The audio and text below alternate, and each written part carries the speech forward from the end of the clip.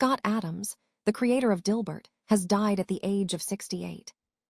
For decades, his comic strip defined office culture, workplace humor, and the quiet frustrations of corporate life.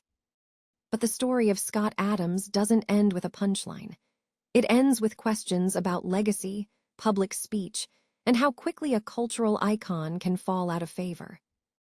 Because the same creator once celebrated as the voice of everyday workers, also became one of the most controversial figures in modern media. And what happened between those two moments says a lot about how culture, accountability, and public platforms have changed. Stay with me, because this isn't just a story about a cartoonist. It's a story about influence, evolution, and what remains when the applause stops. 1. The moment that closed the story.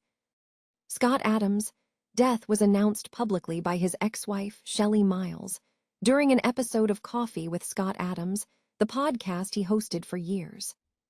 She read a message Adams had written himself, a final note meant to explain his life in his own words. According to that message, Adams said his body failed before his mind, and that he was mentally clear as he reflected on his life. He described his early years as a search for meaning, his marriage as a defining chapter, and his later work as an attempt to be useful to the world. That framing is important, because Adams wanted his story to be understood as intentional, thoughtful, and purposeful.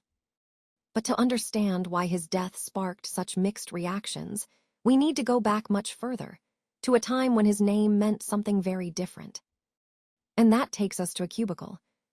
2. How Dilbert took over the office world. Scott Adams first published Dilbert in 1989.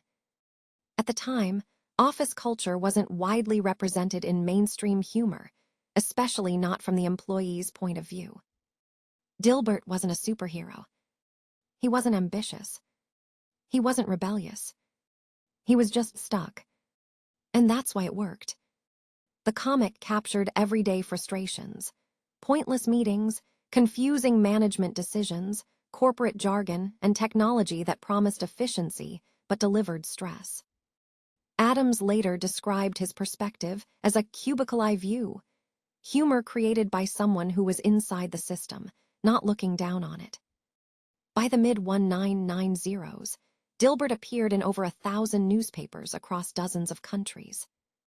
Office workers printed the strips and pinned them to cubicle walls, a quiet form of shared recognition.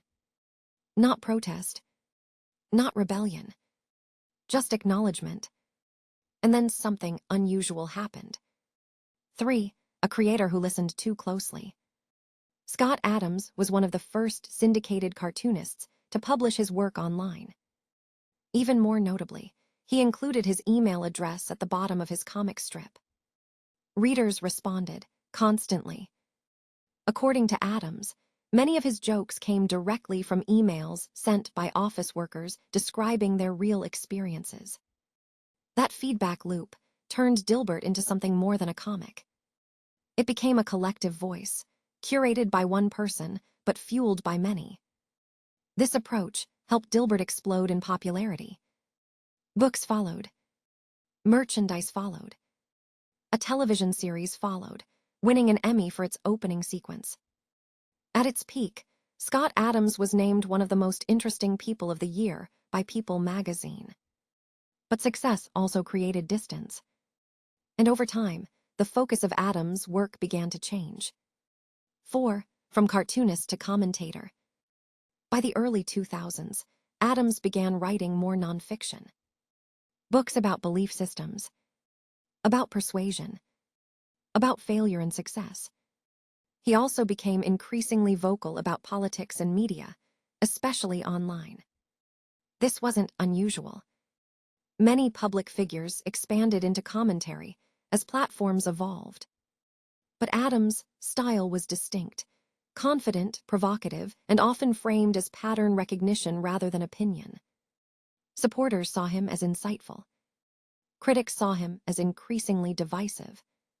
Still, Dilbert continued, quietly, consistently, until one moment changed everything. And this is where the story becomes more complicated. 5.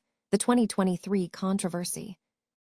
In 2023, during an episode of his online show, Scott Adams discussed a public opinion poll related to racial attitudes in the United States. While commenting on the poll, Adams made remarks that were widely criticized as offensive and harmful. The comments were reported on extensively by major media outlets. In response, numerous newspapers dropped Dilbert from circulation, and its distributor ended its relationship with Adams. This wasn't a temporary pause. It was an industry-wide decision. Adams continued publishing Dilbert independently online, but the mainstream presence the strip once had was effectively gone. Importantly, many organizations framed their decisions not as punishment, but as a reflection of editorial standards and audience trust.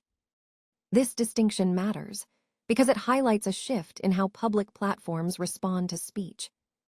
And that shift shaped how Adams' later years would be viewed. 6. Health struggles and public reflection. In 2025, Scott Adams publicly shared that he had been diagnosed with advanced prostate cancer, which had spread to his bones. He spoke openly about physical limitations, pain, and declining health. In early 2026, Adams said his chances of recovery were extremely low and that he was experiencing serious complications. During this period, his tone changed. According to his final message, Adams described his life as full, intense, and meaningful, even with its controversies. He asked that any benefit gained from his work be paid forward, and said he wanted to be remembered for trying to be useful. That request invites a question. How do we measure usefulness when impact is divided? 7. Legacy, without simple answers. Scott Adams leaves behind multiple legacies, not one. He was a groundbreaking cartoonist who captured workplace culture with precision and humor. He was an early adopter of online publishing who understood audience engagement before it became standard. He was also a public figure whose later statements caused real harm and real consequences. These truths exist at the same time, and they raise a larger issue that extends far beyond one person. What happens when creative influence outpaces accountability? And how should audiences separate work from words, if separation is even possible? There are no easy conclusions here. But that discomfort is part of the story. Scott Adams' life reflects a broader cultural shift, from mass media to personal platforms, from shared humor to fragmented audiences, from admiration to scrutiny. His story isn't about erasing success or ignoring harm. It's about understanding how both can exist and why the space between them keeps growing. In the next video, we'll look deeper at how public figures navigate legacy in the digital age, and why controversy now follows creators long after their work stops. If you want that deeper context, it's waiting there. Thanks for watching.